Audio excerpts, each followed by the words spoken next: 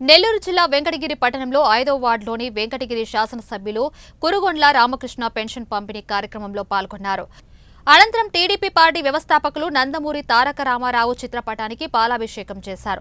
ఈ సందర్భంగా దివ్యాంగుల పింఛన్ 3,000 నుంచి 6,000కు పెంపు, పూర్తిస్థాయి దివ్యాంగులకు 5,000 నుంచి 15,000 రూపాయలకు పెంపు, వృద్ధాప్య పెన్షన్ 3,000 నుంచి 4,000 రూపాయలకు పెంపు, ఈ నెల 7,000 రూపాయల పెన్షన్ ఇచ్చామని తెలిపారు. ఈ కార్యక్రమంలో తిరుపతి పార్లమెంట్, రాష్ట్ర పట్టణ యువత తదితరులు పాల్గొన్నారు.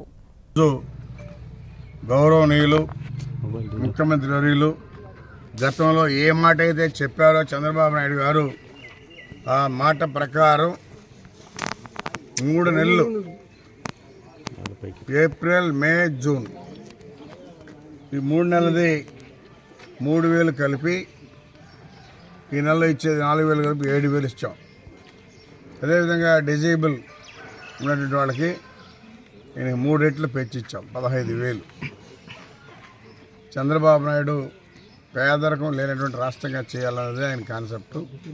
అందులో భాగంగా ఈరోజు ఈ నెల నుంచి ప్రతి పేదవాళ్ళకి, వృద్ధులకి 4,000, వికలాంగులకి 6,000 పెన్షన్లు ఇచ్చే విధంగా, మరీ డిజేబుల్గా ఉంటే 10,000, 15,000 కూడా 15,000.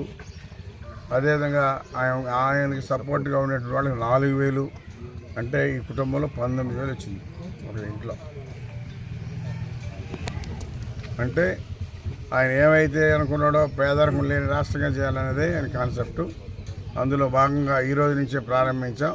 రాబోయే రోజుల్లో ఇంకా బ్రహ్మాండంగా అభివృద్ధి చేసి చూపిస్తాం. గతంలో పరిపాలన చూశారు, జగన్మోహన్ రెడ్డి పరిపాలన.